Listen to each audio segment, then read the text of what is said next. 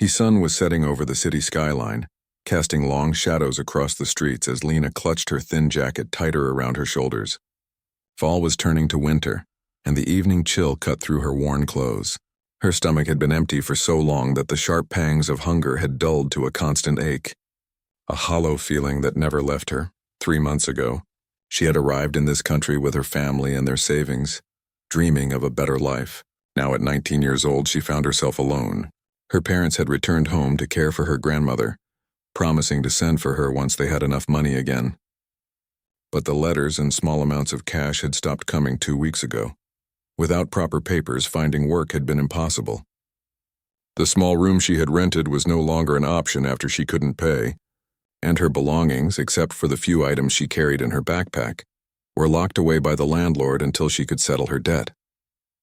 Lena walked slowly down the busy street, watching people hurry home to warm houses and hot meals. Her fingers, long and slender, tapped against her leg as she walked, a habit from years of piano practice. Back home, she had been something of a local star, playing since she was 4 years old. Her teacher had once told her parents that Lena had the kind of talent that came along once in a generation. But talent didn't fill an empty stomach or provide a roof on cold nights. The smell hit her first, rich, savory aromas wafting from an open door as waiters carried trays of food to outdoor tables. Lena stopped, unable to help herself. The restaurant was clearly upscale. White tablecloths gleamed under soft lighting, and well-dressed people laughed over wine glasses. Through the large windows, she could see the warm glow inside, and something else that made her heart skip. A grand piano, black and glossy, sitting in the corner of the dining room. It had been weeks since she had touched a piano. Before losing her room, she had sometimes sneaked into the music building at the local university, finding an empty practice room where she could play for an hour or two, keeping her skills sharp. Music had always been her escape, her comfort when things got hard. Lena stood there longer than she should have, watching the diners and the untouched piano. A waiter noticed her staring and frowned, taking a step toward the door. She quickly moved along, embarrassed but couldn't bring herself to go far. Instead, she sat on a bench across the street, her gaze returning to the restaurant as an idea slowly formed. What did she have to lose? Pride? That luxury had disappeared days ago when she had searched through a trash bin behind a bakery for something to eat. The worst they could say was no, and she was used to rejection by now. Taking a deep breath, Lena crossed the street. She tried to smooth her wrinkled clothes and tuck her unwashed hair behind her ears before stepping through the door. The hostess looked up with a practiced smile that quickly faltered as she took in Lena's appearance. "Can I help you?" the woman asked, her tone making it clear that she doubted she could. "I'd like to speak to the manager." "Please," Lena said quietly, her accent thick but her words clear. The hostess hesitated, then picked up a phone. Moments later, a tall man in a crisp suit appeared, looking Lena up and down with barely concealed impatience. "Yes? What is this about?" he asked, positioning himself to block her view of the dining room, as if worried she might make a dash for one of the tables. Lena swallowed hard. "My name is Lena. I noticed your piano." She gestured toward the instrument. "I was wondering if I could play. In exchange for some food." The manager's eyebrows shot up and his mouth twitched, not quite hiding his amusement. A server passing by overheard and paused, exchanging a glance with the hostess. "You want to play our piano? For food?" the manager repeated, loud enough that several nearby diners turned to look. A small group had gathered now, 2 more servers, the bartender leaning over the counter to listen, and a cook who had stepped out from the kitchen. Lena's cheeks burned, but she stood straight. "Yes, I'm a good player." "Very good." This brought a few chuckles from the staff. Lena knew how she must look to them, dirty, hungry, desperate. Not someone who would know how to handle the expensive instrument in their elegant restaurant. "Where did you study?" the manager asked, crossing his arms. His tone suggested he was playing along with a joke. "Music Academy of my city for 12 years, she answered truthfully. "I was going to apply for conservatory before we had to leave." Another server had joined the group, whispering something that made the others laugh. Lena felt smaller with each passing second, but the smell of food and the sight of the piano kept her rooted to the spot. The manager seemed to be enjoying himself now. "And what would you play for us if we let you?" "Classical. Chopin, Liszt, Rachmaninoff. Or popular songs if you prefer," she answered, her voice gaining a little strength when speaking about music. The manager exchanged glances with his staff, all of them clearly entertained by what they saw as an absurd request. A few diners were watching the scene unfold with curious expressions. "Well," the manager said, drawing out the word, "this is certainly an unusual request. I don't think we've ever had someone offer to perform for their supper." More snickers followed. Lena's hands trembled slightly, but she kept her gaze steady. "Just a small meal. I haven't eaten in 2 days." Something in her voice must have touched the manager because his smile faltered slightly. He glanced at the piano, then back at Lena. "Tell you what," he said, clearly still expecting to be amused by the outcome. "If you can actually play something worth hearing, and I mean really play, not just peck at the keys, I'll give you dinner. How's that sound?" The staff were grinning now, some nudging each other, anticipating what they assumed would be an awkward performance. A wealthy-looking couple at a nearby table were watching with undisguised interest, the woman whispering behind her hand to her partner. "Thank you," Lena said simply. "I'll play well for you."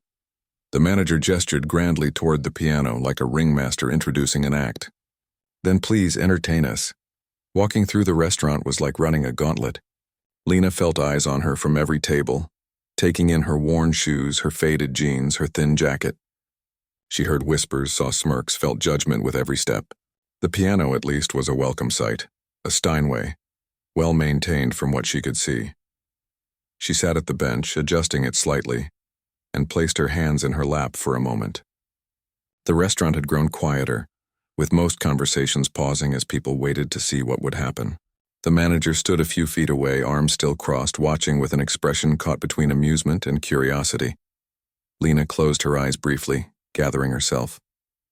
In this moment, she wasn't hungry or homeless or alone. She was just a musician about to play. Her fingers, though cold, were limber and ready. This was what they were made to do. She began with a soft touch, the opening notes of Chopin's Ballad No. 1 in G minor filling the space between tables. The piece started gently, almost questioning, perfect for setting the scene. Within seconds, she was lost in the music, her fingers finding the keys as naturally as breathing. As the complexity of the piece grew, Lena's body swayed slightly, her face transforming. The weariness and hunger seemed to fall away as she played the difficult runs and emotional passages with the skill of someone who had dedicated thousands of hours to her craft. The ballade told a story beginning softly, building to moments of tremendous power and passion, then returning to tender, heartbreaking beauty. In her mind, Lena saw her teacher's small studio back home, smelled the familiar scent of books and furniture polish, felt the satisfaction of mastering a difficult passage. She remembered her mother's face, proud and tearful during recitals, and her father working extra hours to pay for her lessons. She poured all of it, her love for music, her fear, her hunger, her hope, into the Steinway. She was only vaguely aware of the changing atmosphere in the restaurant. The snickers had stopped. Conversations had halted mid-sentence. A server stood frozen, tray in hand, listening instead of delivering food.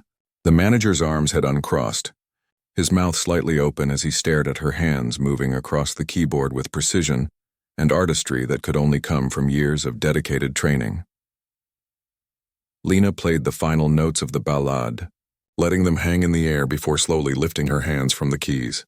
For a moment there was complete silence in the restaurant. Then someone began to clap. Others joined in, the applause growing until it filled the room. When Lena finally looked up, she saw expressions of astonishment, appreciation, and in some cases shame at how quickly they had judged her. The manager stood completely still, his earlier smugness replaced with genuine surprise. A server nearby was wiping away tears, and an older man at a corner table was shaking his head in wonder. Someone had taken out a phone and was recording. That would... The manager started, then stopped, searching for words.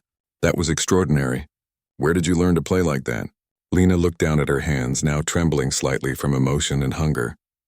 I told you. I studied for many years. Music is... She paused, looking for the right words in her limited English. Music is the only thing I brought with me that couldn't be taken away. The restaurant remained unusually quiet, the typical dinner chatter subdued as people processed what they had just witnessed. The manager's face had transformed, the mockery replaced by respect and a hint of embarrassment at his earlier attitude. Well, he said, clearing his throat, I believe I promised you dinner. Would you? Would you play another piece while we prepare something for you? Lena nodded, relief washing over her.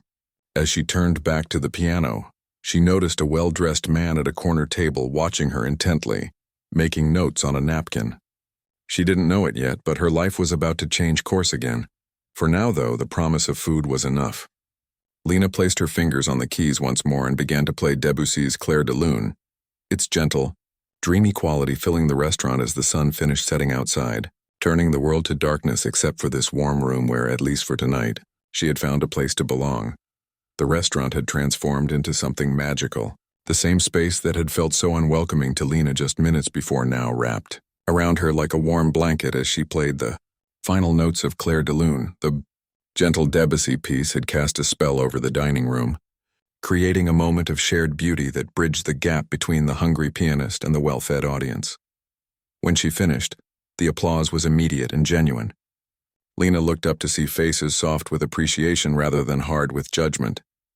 An elderly woman at a nearby table wiped a tear from her cheek, and a young couple held hands across their table, leaning toward each other as if the music had drawn them closer.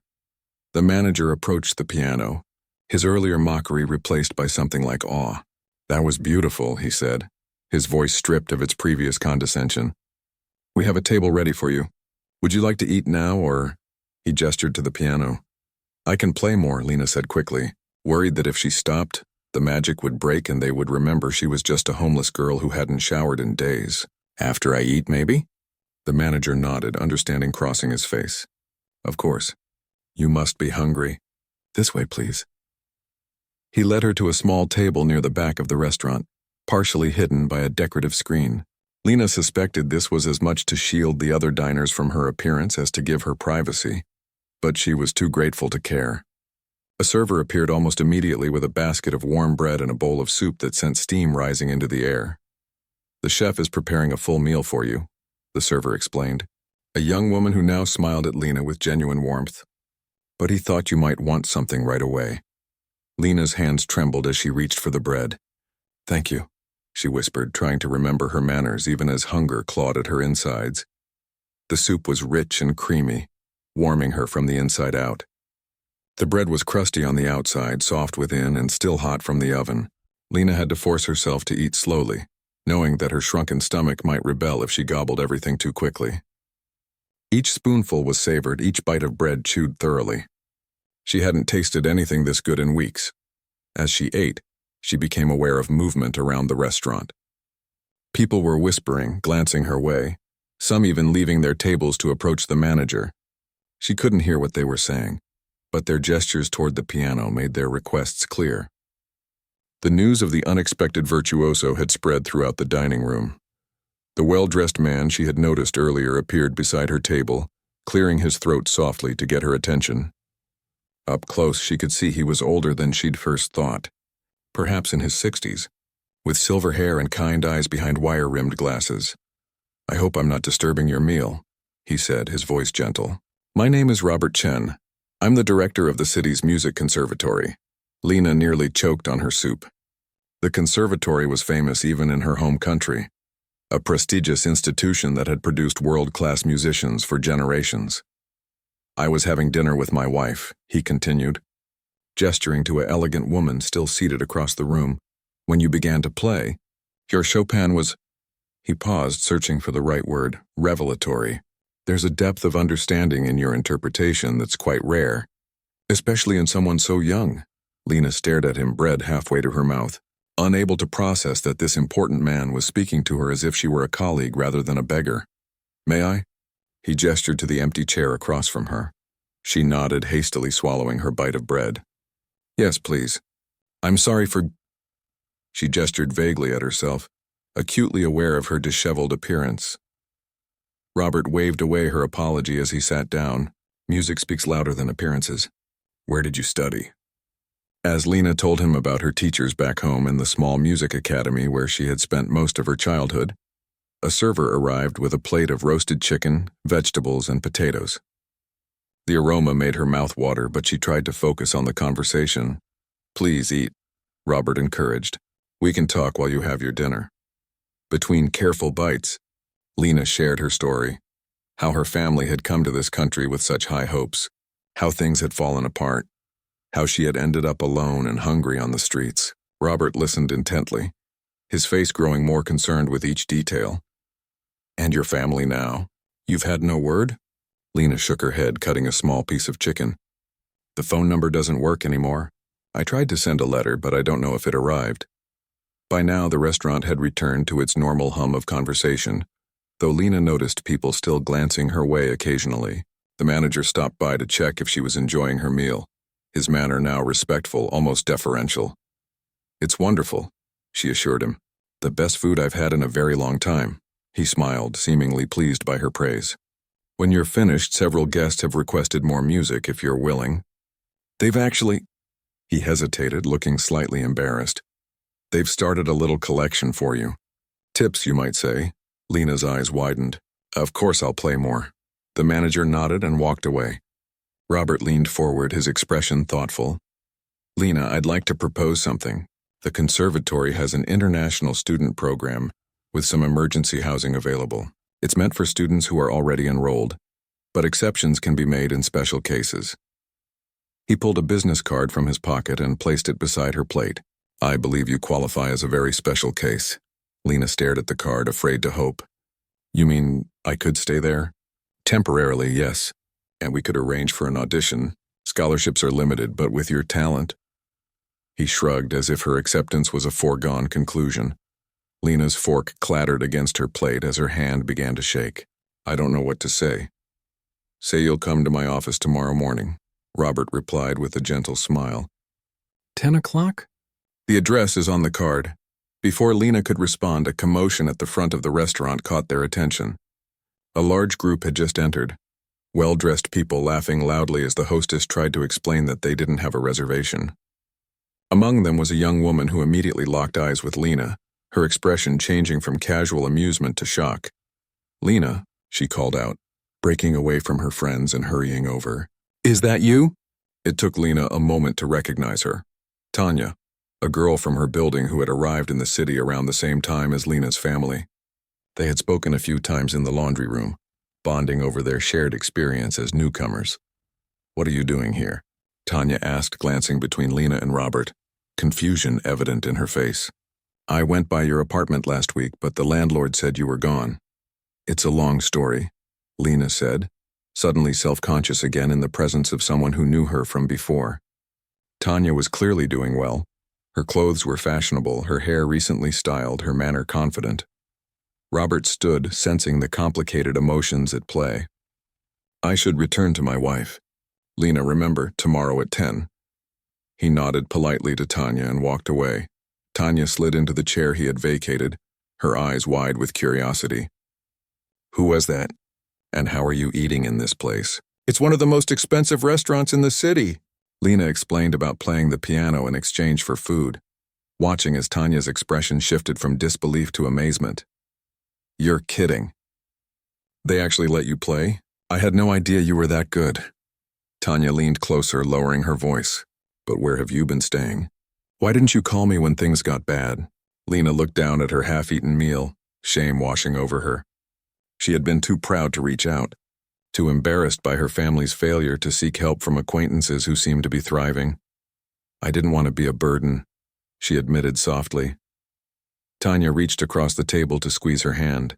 Don't be silly. We newcomers have to stick together.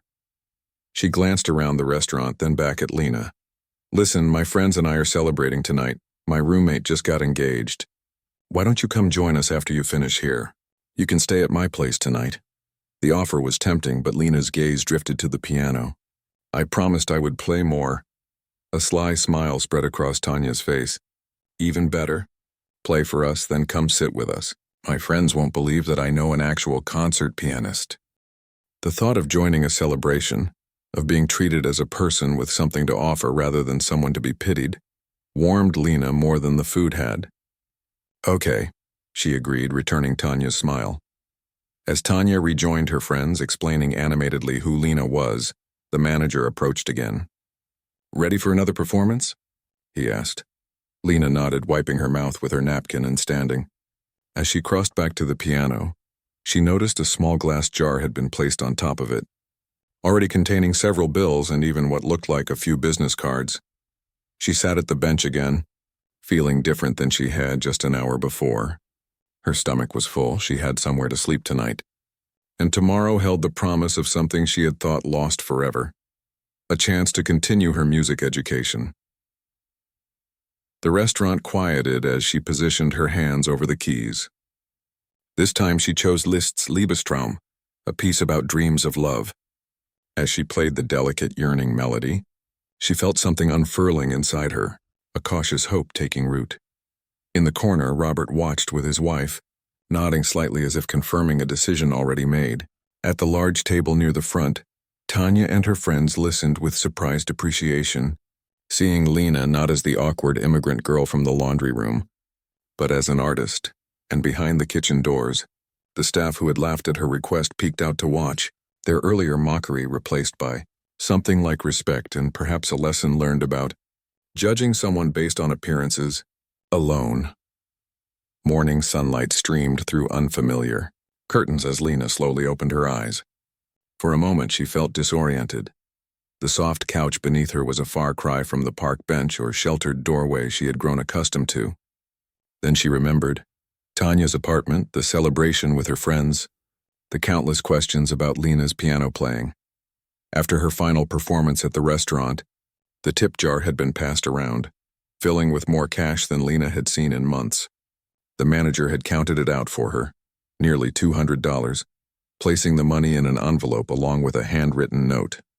Come back anytime. Piano or meal, both waiting for you. Stretching, Lena heard movement in the kitchen. The smell of coffee drifted through the small apartment along with the sound of quiet humming. She sat up, folded the blanket Tanya had provided and smoothed down her wrinkled clothes, suddenly self-conscious about her appearance in the bright light of day. Good morning, Tanya called out, appearing in the doorway with 2 steaming mugs. I wasn't sure if you drank coffee, but I made some anyway. Lena accepted the cup gratefully. Thank you. For everything. The couch, letting me shower. The clothes. Tanya had insisted Lena borrow a clean outfit for today's meeting at the conservatory, claiming she never wore it anyway. It's nothing, Tanya waved away the thanks, settling into an armchair across from the couch. Your playing last night was incredible. My friends couldn't stop talking about it. She took a sip of coffee, studying Lena over the rim of her mug. Why didn't you ever mention you were that good? Lena shrugged, cupping her hands around the warm mug. It never came up. And back home I wasn't special, just another student with some talent. Well, you're special here, Tanya said firmly. That conservatory guy seemed to think so anyway. Are you really going to meet him this morning? Lena nodded, anxiety fluttering in her stomach at the thought. At 10. I keep thinking it's some kind of mistake that when he sees me in his office he'll wonder what he was thinking. Tanya snorted. Stop that. He heard you play, that's what matters. She glanced at her watch. We should leave in about an hour to make sure you're on time. I'll go with you, at least to the building. Relief washed over Lena. The thought of navigating the trip alone had been adding to her nervousness. Thanks. I don't know what I would have done if I hadn't run into you last night. That's the funny thing about life, Tanya said, rising to refill her coffee. Sometimes the worst day turns into the best day when you least expect it. The conservatory building was imposing, a grand structure of stone and glass that spoke of tradition and excellence. Students carrying instrument cases moved purposefully through the entrance, their conversations creating a buzz of energy around the place. Lena stood on the sidewalk, frozen, Robert's business card clutched tightly in her hand. Go on, Tanya encouraged, giving her a gentle push. Text me when you're done and I'll meet you back here. She had already programmed her number into the cheap phone Lena had purchased with some of the tip money. Drawing a deep breath, Lena climbed the steps and pushed through the heavy doors. The lobby was spacious, with high ceilings and walls adorned with photographs of famous musicians. A security guard directed her to the administration wing, where a receptionist looked up expectantly. I'm here to see Robert Chen, Lena said, her voice smaller than she intended. I have an appointment at 10, the receptionist smiled. You must be Lena. He mentioned you would be coming. Go right in, second door on the left. Heart pounding, Lena walked down the hallway, her borrowed clothes feeling suddenly inadequate for such a place. She hesitated outside the door marked Robert Chen, director, then knocked softly. "Come in," called the now familiar voice. Robert's office was warm and cluttered in the most welcoming way. Books stacked on every surface, framed concert programs on the walls, and a baby grand piano in the corner. The man himself stood behind his desk, smiling as she entered. "Lena, right on time. Please sit down." He gestured to a chair across from his desk. As she sat, Robert studied her with kind eyes. "You look rested. Did you find somewhere to stay last night?" "Yes, an acquaintance was at the restaurant. She let me sleep on her couch." "Good, good." Robert settled into his chair. "Now about why you're here. After hearing you play last night, I'm convinced you belong in a program like ours. The question is how to make that happen given your—" He paused, searching for a diplomatic word. "Your current situation." Lena nodded, appreciating his directness. "I have no papers to study, no money for tuition, and nowhere to live," she summarized bluntly. Robert's mouth twitched in what might have been a smile. "Direct and honest, I like that. Yes, those are the obstacles, but they're not insurmountable." He leaned forward, resting his elbows on the desk. "Let me tell you what I propose." Over the next half hour, Robert outlined a plan that made Lena's head spin. The conservatory had a special fund for exceptional international students, typically used for scholarships. In her case, they could provide emergency housing in the international student dormitory for 2 months, while they sorted out her visa status. There was a part-time position in the practice room scheduling office that could provide a small stipend. And most importantly, they would arrange an audition for the full scholarship program for the next academic year. In the meantime, Robert continued, "We'll offer you visitor status so you can audit classes and use our facilities to practice. The paperwork for your student visa will take some time, but we have an immigration attorney who helps our international students." Lena sat in stunned silence, afraid that if she spoke she might wake up from what surely must be a dream. "There's one more thing," Robert added, reaching for a folder on his desk. "Several of my colleagues were at the restaurant last night. I took the liberty of mentioning your situation to them." He slid the folder across to her. "These are some opportunities they suggested." Inside were several typed notes, an invitation to perform at a faculty recital next month, an offer to play at weekend brunches at a hotel downtown, a request for piano lessons from a doctor's wife who had been dining at the next table, and, most surprising, an invitation to audition for a local orchestra that needed a pianist for an upcoming concert series.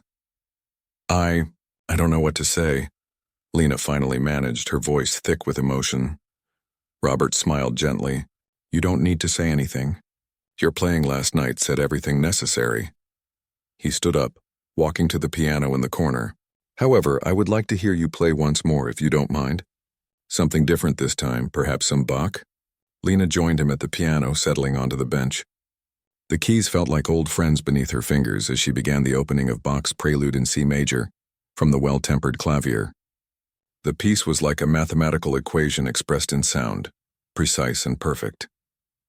As she played, she was aware of Robert watching intently, his trained ear catching every nuance. When she finished, he nodded, satisfaction evident in his expression. "Excellent control. Your technique is solid." He closed the piano lid gently. "I'd like you to meet our piano faculty this afternoon if you're available. Professor Wu has a studio of very talented students, but I think you would be a valuable addition." "Of course," Lena agreed quickly. The thought of meeting professional piano instructors both terrified and thrilled her. "Good. Now let me show you around the facilities before lunch. I think you'll find our practice rooms quite adequate." Robert led her from the office into the hallway. "The dormitory where you'll be staying is just across the courtyard. It's not luxurious, but it's comfortable and safe." As they walked through the conservatory, students and faculty nodded respectfully to Robert. Some glanced curiously at Lena, probably wondering who this unfamiliar young woman was, being given a personal tour by the director himself. They passed practice rooms where snippets of music, violin scales, trumpet fanfares, vocal exercises, created a chaotic but somehow harmonious backdrop. In one larger room, a chamber group rehearsed intently, the musicians leaning toward each other as they navigated a difficult passage. "This is where most of the magic happens," Robert said, gesturing to the practice area. Talent is wonderful, but it's the hours spent here that make the difference between good and great. Lena nodded, remembering the countless hours she had spent practicing in much less impressive surroundings. I'm not afraid of hard work. I can see that, Robert replied. It shows in your playing. They continued to the performance hall, a breathtaking space with perfect acoustics and a stunning concert grand piano center stage. Student recitals are held here monthly, Robert explained. Faculty performances weekly, and if all goes well with your audition, you'll play here too. Lena gazed at the stage, imagining herself sitting at that magnificent piano, playing for an audience that had come specifically to hear her. Just days ago, such a thought would have seemed laughably impossible. Now it felt like a path being cleared before her. As they left the hall, Robert checked his watch.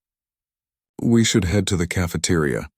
Professor Wu will meet us there, and you must be hungry. Lena realized she was indeed starving. The enormity of everything that had happened in the last 24 hours had pushed hunger aside, but now it returned with a vengeance.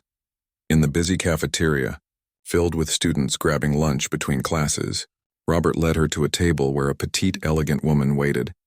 Her sharp eyes assessed Lena immediately, taking in everything from her borrowed clothes to the way she carried herself.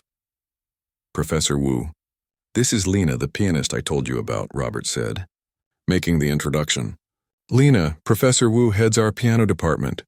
It's an honor to meet you, Lena said, suddenly feeling every bit the homeless girl playing for scraps.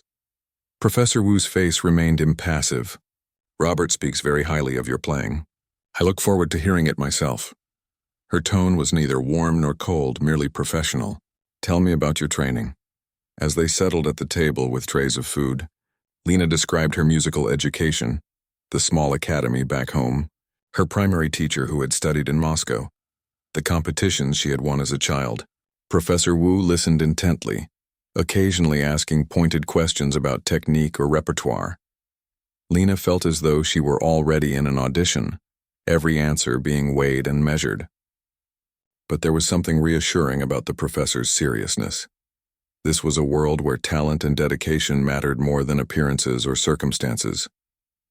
For the first time in months, Lena felt like she was exactly where she belonged. The next 2 weeks passed in a blur of activity that left Lena breathless. Her small room in the international student dormitory felt like a palace after her nights on the streets. A single bed with clean sheets, a desk for studying, a shared bathroom down the hall that she could use whenever she needed. The simple luxury of having a safe place to sleep and a door that locked brought tears to her eyes that first night. Professor Wu had wasted no time putting Lena to work. After a formal audition where Lena played selections from Bach, Chopin, and Rachmaninoff, the piano faculty had collectively agreed to accept her into their program, pending resolution of her visa issues. In the meantime, they created a rigorous practice schedule that kept her at the piano 6 to 8 hours each day. Your technique is excellent, Professor Wu had told her after the audition, her tone matter-of-fact rather than complimentary. But there are gaps in your repertoire we need to address, and your interpretation of the romantic composers needs refining. Coming from Professor Wu, this was high praise indeed. Lena had quickly learned that the diminutive woman was famous for her exacting standards and sparse encouragement. Other students whispered that a single nod from Wu was worth more than effusive praise from other instructors. Today, Lena sat at a practice room piano, working through a particularly challenging passage of Beethoven's Waldstein Sonata. Professor Wu had assigned it yesterday, calmly stating that Lena should have the first movement ready for review by the end of the week, a task that would normally take a student a month to prepare. Her fingers stumbled over the same rapid sequence of notes for the third time, and she sighed in frustration. The piece was pushing the limits of her technical abilities, which she suspected was exactly why Wu had chosen it. Outside the practice room window, autumn leaves swirled across the courtyard. Students hurried between buildings, collars turned up against the chill wind, carrying instrument cases of various sizes. A knock at the door interrupted her practice. She turned to see David, a graduate student who worked in the scheduling office where Lena had begun her part-time job. Sorry to bother you, he said, but there's a call for you at the front desk. They said it's important, Lena frowned. No one called her. She had only given the conservatory's number to Tanya as an emergency contact, and they usually texted instead. Did they say who it is? David shook his head. Just that it's international and they've been trying to reach you. Her heart suddenly racing, Lena followed David through the maze of practice rooms to the administration building. Could it be her parents? Had they finally found a way to contact her? At the front desk, the receptionist handed her the phone with a smile. "Line 2, dear." With trembling hands, Lena took the receiver. "Hello? Lena?" A familiar voice crackled over the line, distorted by distance but unmistakable. "Is that really you, Mama?" Lena gasped, gripping the counter for support. "Mama, yes, it's me. Where are you? Are you okay? Is Papa with you?" The sound of her mother crying came through the line, followed by rapid speech in their native language. "We've been so worried. The neighbor gave us your letter last week. It had been sitting in our old mailbox all this time. We've been trying to call you at the old apartment, but of course there was no answer." Lena switched to her mother tongue, the familiar sounds bringing both comfort and a wave of homesickness. She explained quickly about losing the apartment, about her time on the streets, and finally, her voice brightening, about the restaurant and the conservatory. "You're studying music again? Oh, Lena, your father will be so happy to hear this." Her mother's voice was thick with emotion. "We've been worried sick, thinking the worst when we couldn't reach you. I'm fine now, Mama, better than fine. But what about you and Papa? Where are you? Why did you stop writing?" There was a pause on the line, then her mother sighed. "Your grandmother's health got worse. We had to sell our phone to pay for her medicine. The mail service in the village is unreliable at best. We've been taking turns working at the local farm to make ends meet." Another pause. "But we never stopped trying to reach you, never stopped worrying." Lena wiped tears from her cheeks, aware of the receptionist politely pretending not to notice. "Is grandmother better now?" "A little. The doctor says she's stable." Her mother's voice brightened. "But now tell me more about this music school. Are they treating you well? Do you have enough to eat?" Lena laughed through her tears. No matter the circumstances, her mother's primary concern would always be whether she was eating properly. "Yes, Mama. They feed us in the cafeteria here, and I have a small job that pays enough for extras." They talked for 10 more minutes, exchanging information and reassurances. Her parents would stay with her grandmother for now, but they had found steady work in the village. Things weren't easy, but they were surviving. Lena gave them the conservatory's address and phone number, promising to find a way to call them regularly. "We are so proud of you," her mother said before hanging up. "You were always the strong one, our little fighter. Play your beautiful music and know that we are thinking of you every day." When the call ended, Lena sat in the reception area for a long moment, processing everything. Her family was alive and safe.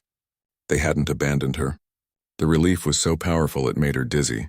The receptionist discreetly pushed a box of tissues toward her. "Good news, I hope?" "The best," Lena replied, managing a watery smile. "My family is okay. They've been trying to find me."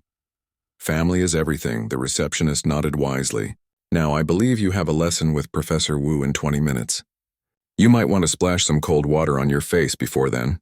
She doesn't approve of emotional displays during lessons, says they interfere with technique." Lena laughed, the sound startling her with its lightness. "Thank you. For everything." "Again," Professor Wu said, her face impassive as she stood beside the piano. "The transition into the development section lacks conviction. You're playing the notes, but you're not telling the story." Lena nodded, positioning her hands over the keys once more. She had been working on the Beethoven sonata for nearly 2 hours, and her fingers were beginning to tire.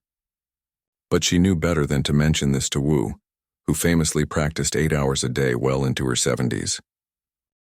This time, as she approached the transition, Lena thought of her mother's voice on the phone, of the weeks of worry suddenly lifted from her shoulders.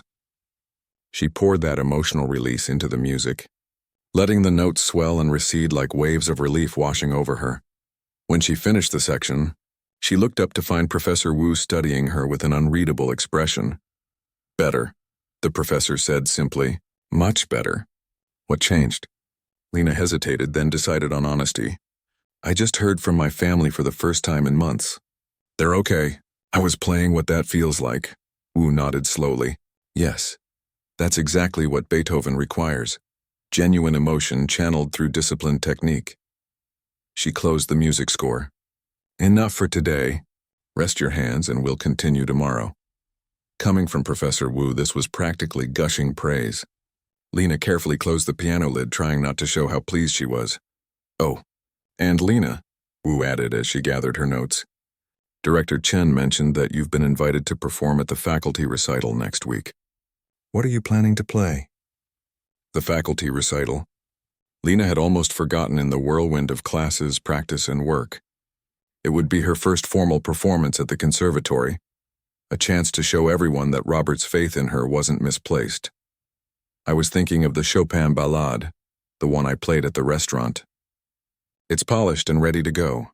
Professor Wu frowned slightly. "It's a fine piece and you play it well. But perhaps something less expected? Everyone plays Chopin." She tapped her fingers thoughtfully against her arm. "What about the Prokofiev you mentioned in your repertoire list? The Toccata in D minor?" Lena's eyes widened. The Prokofiev was a fiendishly difficult piece, all driving rhythm and dissonant harmonies. She had performed it once at her final recital before leaving home, and it had nearly broken her technically. But it was also a showstopper, the kind of piece that demonstrated both virtuosity and courage. "Are you sure? It's quite modern for a faculty audience." The corner of Wu's mouth twitched in what might almost have been a smile. This faculty could use some shaking up. "Besides, I have a feeling you understand Prokofiev's Defiance rather well." With that cryptic comment, she left Lena alone in the practice room, staring at her hands and wondering if she had just been given a compliment or a challenge.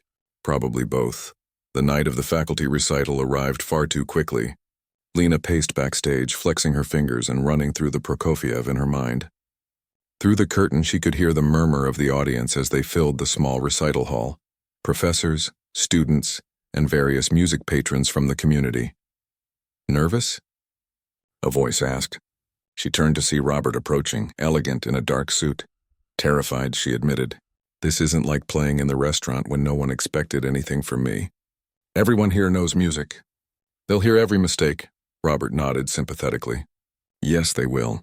And it won't matter because what they'll remember is your musicality, not your mistakes." He glanced at the program in his hand. The Prokofiev was a bold choice. Professor Wu's suggestion, actually. "Ah," Robert smiled knowingly. "She must think very highly of you then. Wu only suggests Prokofiev when she believes a student can handle both the technical demands and the emotional complexity." Before Lena could respond, the stage manager appeared. "5 minutes, Miss Lena. You'll be introduced after the string quartet." Robert gave her shoulder a reassuring squeeze.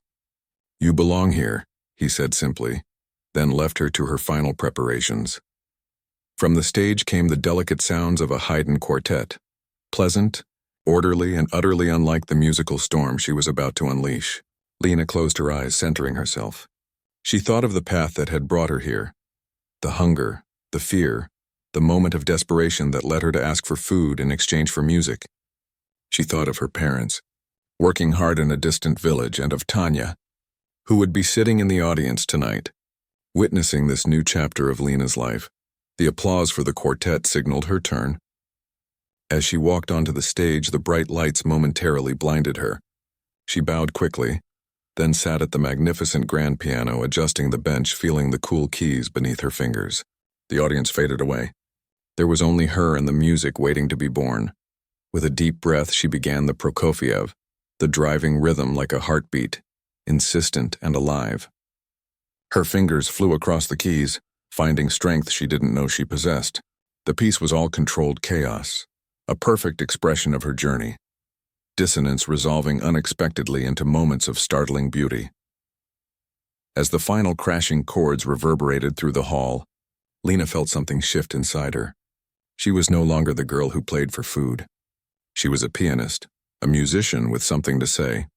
The audience erupted in applause that seemed to go on forever. When she finally looked up, she saw Professor Wu in the front row, giving her the rarest of gifts, a full, genuine smile of approval. 6 months had passed since that first night at the restaurant when Lena had asked to play for food. Spring sunshine now warmed the conservatory courtyard where students gathered between classes.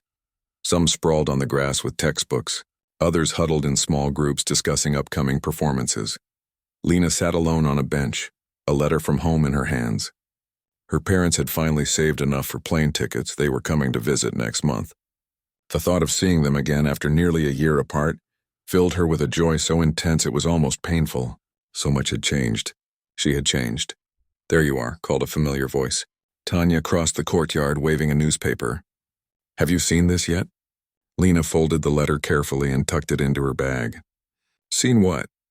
Tanya dropped onto the bench beside her, unfolding the arts section of the city newspaper. "This." She pointed to a headline. "Rising Star at City Conservatory. From Homelessness to Standing Ovation." Beneath the headline was a photo of Lena at the piano during her recent solo recital, her face captured in a moment of complete absorption in the music. The article described her journey, from playing for a meal to becoming one of the conservatory's most promising students. It mentioned her upcoming performance with the city orchestra and quoted several faculty members, including Professor Wu, who rarely spoke to the press. "This young woman," Wu had said, "represents what music is truly about, the human spirit expressing itself through sound.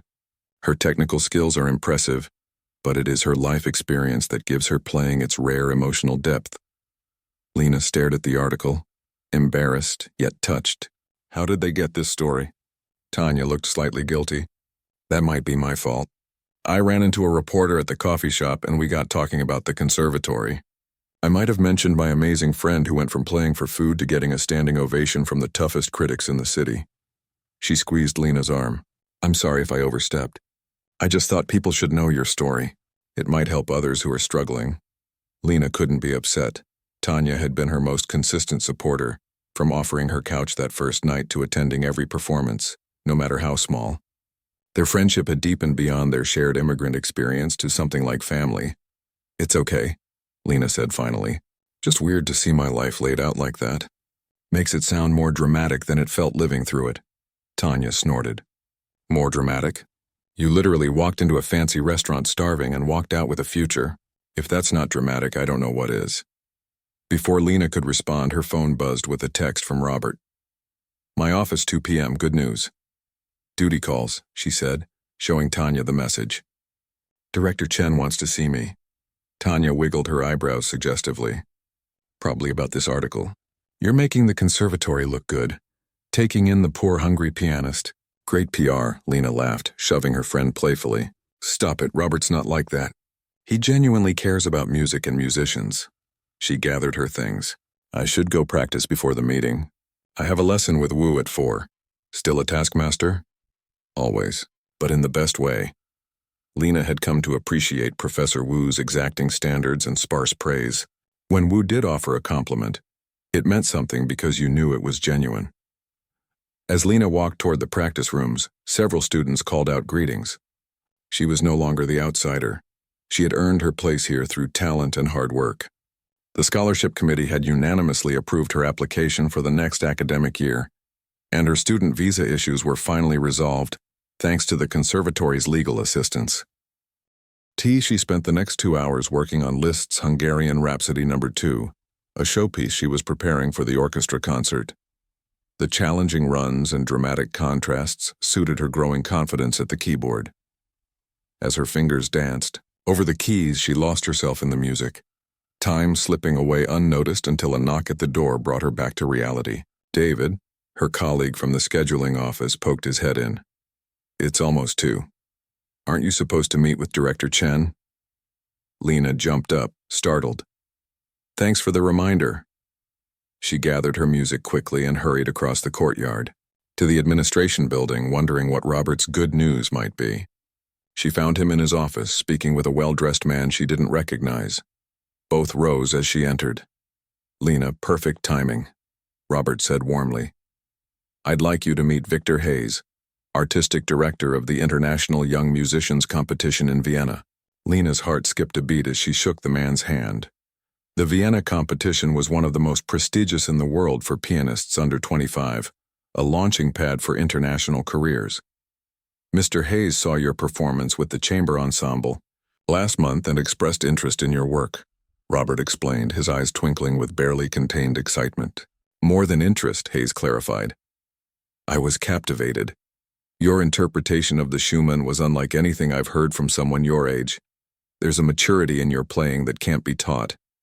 Lena stood speechless, her mind racing to process what was happening. Hayes continued. Each year, we invite a small number of exceptional young artists to compete without going through the normal application channels. I'd like to extend such an invitation to you for this summer's competition. The room seemed to tilt slightly. Vienna. The competition. This summer. The words swirled in Lena's mind, enormous in their implications. The winner receives a significant cash prize and concert engagements throughout Europe, Hayes added. But perhaps more importantly, they gain visibility with the top music agencies and orchestras in the world. Robert watched Lena carefully. It's an extraordinary opportunity. The conservatory would sponsor your travel expenses, of course. I don't know what to say, Lena finally managed, her voice barely above a whisper. Hayes smiled. Say you'll consider it. The level of competition is intense, I won't lie. But I believe you have something special to offer, a voice that deserves to be heard on the world stage. After Hayes left, promising to send formal details, Lena sank into a chair across from Robert's desk, still dazed. This is huge, she said, stating the obvious. It is, Robert agreed. But you're ready for it. He leaned forward. Lena, when I first heard you play at that restaurant, I knew you had rare talent. What I didn't know then was whether you had the discipline and resilience to match. These past 6 months have answered that question definitively. Tears pricked at Lena's eyes. I wouldn't be here without your help. I'd probably still be. Robert held up a hand to stop her.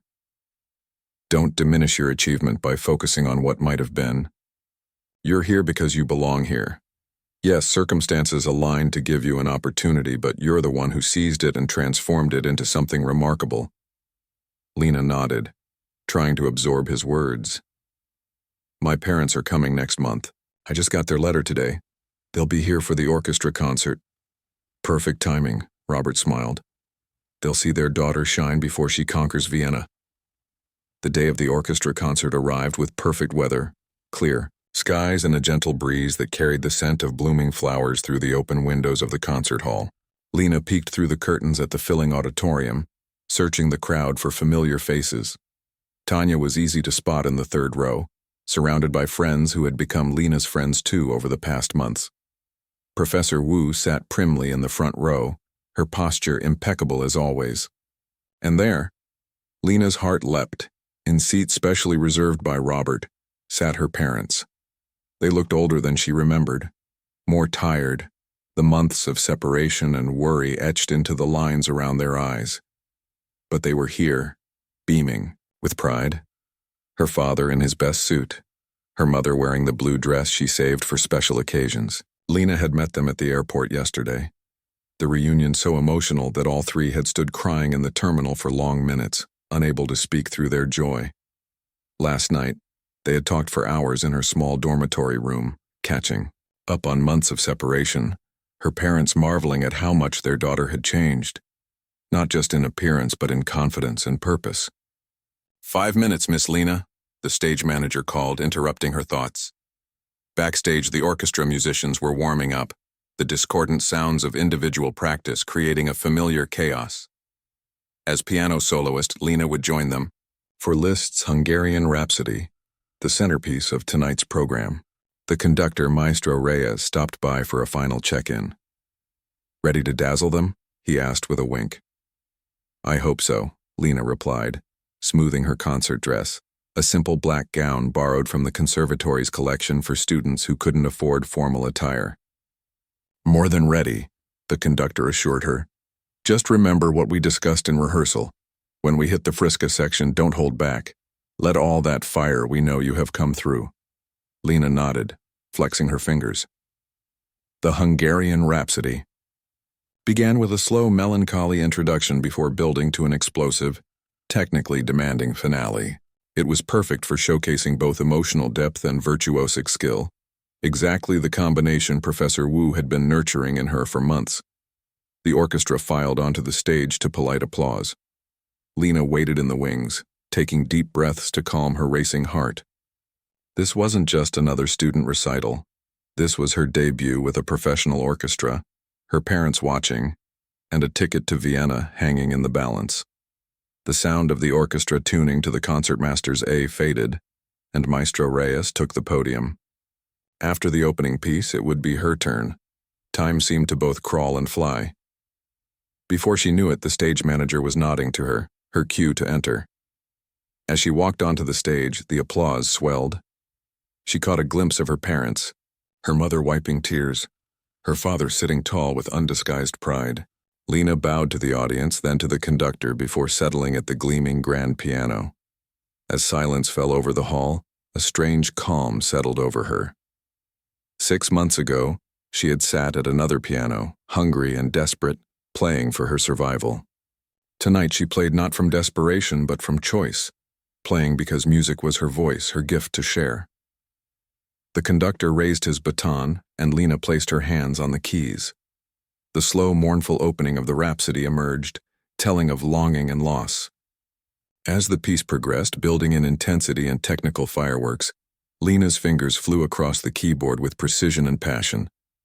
When they reached the Frisca, the wild, fast section at the end, she remembered the conductor's advice and let go completely, pouring everything into the music: the hunger, the fear, the gratitude, the joy of reunion, the anticipation of Vienna.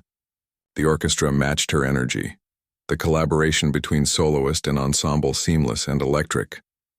The final chords thundered through the hall, and Lena lifted her hands from the keys, breathless and exhilarated. For a moment there was complete silence, that magical pause that sometimes happens when an audience is truly moved. Then the applause erupted, people rising to their feet in a standing ovation that washed over her like a wave. As she stood to acknowledge the applause, bowing to the audience and then to the orchestra, Lena's gaze found her parents. They were, standing too, clapping until their hands must hurt, tears streaming unashamedly down their faces. Behind them, Tanya was whistling loudly with 2 fingers in her mouth, ignoring the looks from more reserved audience members. Professor Wu, ever dignified, simply nodded once. But the approval in her eyes spoke volumes. And in the back of the hall, Lena spotted a familiar figure. The restaurant manager who had mocked her request that night, now applauding with the rest, witness to how far she had come. As the applause continued, Lena thought of the long journey ahead. Vienna, perhaps a career in Europe, years of practice and performance. The path wouldn't be easy. There would be setbacks and disappointments along with triumphs. But she was no longer afraid. She had learned the most important lesson. When life strips everything away, what remains reveals who you truly are. For Lena, what remained had been music, her constant companion through hunger, loneliness, and fear. The notes that had once earned her a meal had now opened doors to the world. And as she took her final bow, she silently thanked the universe for that moment of desperation that had led her to ask a simple question: "May I play for a piece of food?"